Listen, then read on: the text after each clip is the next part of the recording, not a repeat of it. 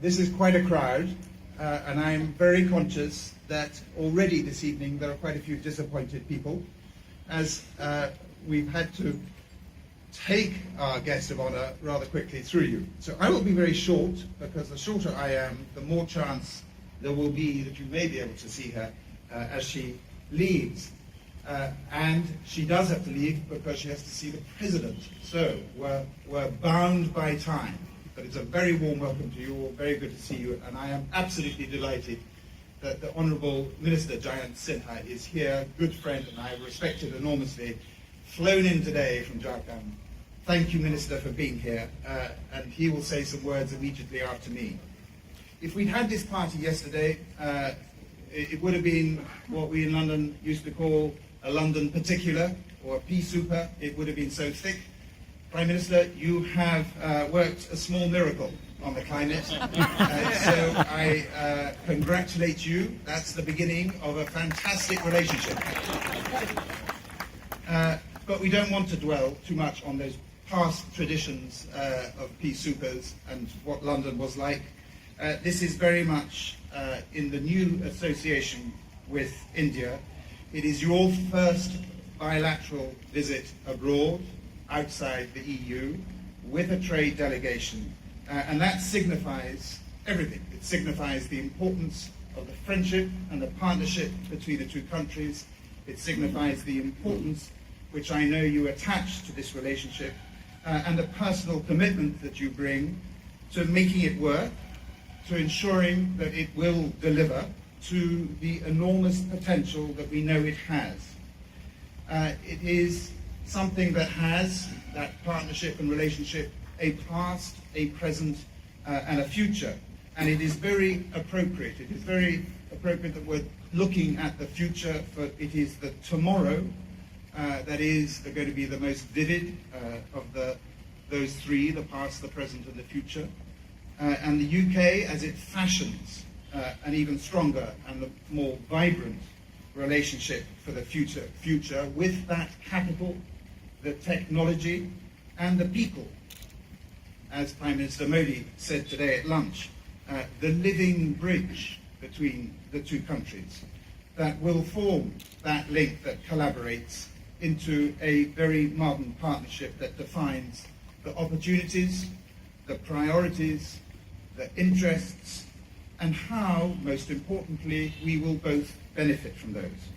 Prime Minister, we swept you from robotics to India Gate, to matters of state. We have filled your program. This is, I was just totting up at the last meeting, I think this is the 17th serial of the day, and there is still 2 more. So we've pushed you really hard, and tomorrow we're going to be taking you off to other bits of India, and I'm afraid it's going to be as busy and as packed. You have stood up brilliantly, so thank you for doing that. But before I, as it were, transition to you, Minister, please.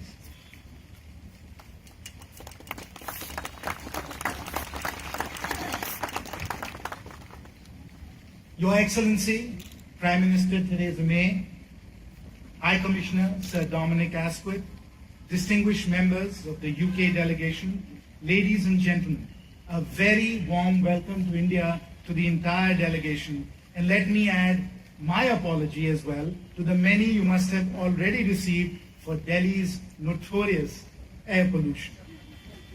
Apart from a long joint history, it is indeed true that we share many traditions, and as the High Commissioner was saying, pea supers is probably one of them. Of course, cricket is an Indian sport invented in England. And our two nations are probably the most passionate newspaper readers and railway walas in the world. In my own case, I was reared on Shakespeare, Shaw, and Sheffer. My boyhood was spent reading about Billy Bunter, Biggles, and Bilbo Baggins. And I procured all of that literature from the British Council Library right here in the IFAX building on Ruffy Mart. And now it is time to build new traditions and forge new bridges. The UK is a key partner in powering our economic growth and in securing a better global future for all of us. These are not just words. We are putting our money to work in each other's economies. Our companies, ranging from major global corporations such as TCS and BAE to exciting new startups, are rapidly expanding their business relationships. Vast new opportunities are presenting themselves as we pursue programs such as Make in India, Skill India, Digital India, Smart Cities, and so on. Our Honourable Prime Minister's visit to the UK in November 2015 gave a massive boost to our bilateral relations. Our two countries agreed to strengthen our strategic partnership across a range of areas: stronger security and defence collaboration, tighter financial linkages, deeper investment collaboration in infrastructure and energy sectors, and closer cooperation on pressing global challenges, including terrorism and climate change. Your Excellency, your visit today has added further momentum to our multifaceted relationship. Today has indeed been a busy day that has seen intense bilateral engagement. The two Prime Ministers inaugurated the Tech Summit, a shining example of the progress our two countries have made in scientific and technological endeavors. The Prime Ministers also held summit-level talks reviewing the entire gamut of our relationship. The Commerce Ministers met for the Joint Economic and Trade Committee meeting, focusing specifically on how to take forward our trade and investment partnership. The CEO Forum, with leading business executives and entrepreneurs from India and the UK, will become a further accelerator in expanding our commercial partnership. I'm very pleased that our efforts when I was in the Finance Ministry have now resulted in more than a dozen rupee-denominated bonds being listed on the London Stock Exchange. And another example in which I have also played a role is the India-UK Fund under the National Investment and Infrastructure Fund, with investors from both countries coming together to invest in our ambitious infrastructure projects here in India. We all know, and standing in front of us, you yourselves are evidence of our very strong people-to-people relations. The 1.5 million strong Indian diaspora in the UK have been making valuable contributions. They act as a living bridge between the two countries and play a significant role in furthering India-UK relations.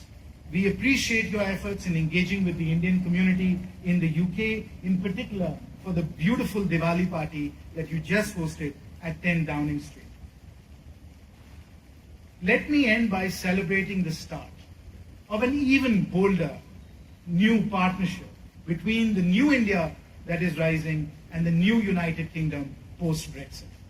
The way forward is bright and promising. We bring great advantages to our shared purpose: a common language and legal system, deep diaspora connections, complementary commercial capabilities, joint commitment to multilateralism, and above all, an unwavering conviction to freedom and liberty. And so, with apologies to the great bard, let me quote: "There is a tide in the affairs of men, which taken at the flood leads on to fortune. On such a full sea are we now afloat, and we must take the current while it serves." Once again, a very warm welcome to you and your delegation. Thank you very much. Well done. Honourable Minister, thank you very much for that perfectly chosen set of words. It sums up exactly what we're trying to do. Prime Minister, the garden is yours. Thank you very much, High Commissioner, Minister, ladies and gentlemen. It's very good to see so many of you here, and I want to thank everyone for coming here tonight. And I think what a terrific event this is tonight. I don't know whether this is the sort of party that the High Commissioner throws every week or indeed every night, but we've got all sorts of things here: a motorbike, virtual reality, a tea cocktail bar. I have to say, I'm picking up ideas for the garden at number 10 Downing Street from here. As has been said, this is my first ever trade mission as Prime Minister and my first bilateral visit outside Europe. And for me, the fact that I've chosen to visit India ahead of all others is a demonstration of the deep relationship between our two countries. And I want to be clear about how I view that relationship. I don't view it as a product of our past. I see it as something that is being constantly reinforced in the present and that is vital to our future. And I don't see it as something that benefits one side more than the other. I believe it is a partnership that can benefit us both, in which we can both be winners. Though I have to say that won't be the case on the cricket pitch in Gujarat on Wednesday. I can only echo the words of Prime Minister Modi, may the best team win. The things on display this evening show the unique nature of our relationship.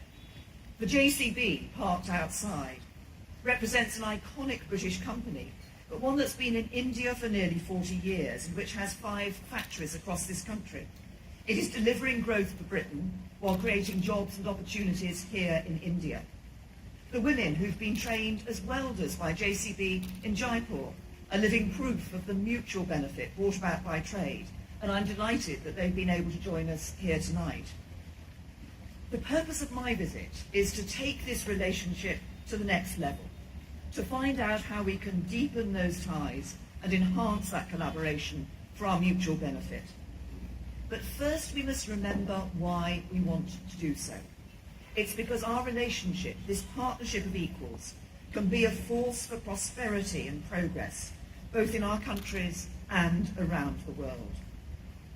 I spoke earlier today at the India-UK Tech Summit about the importance of free trade and investment, about how it can transform jobs, growth, living standards and opportunities.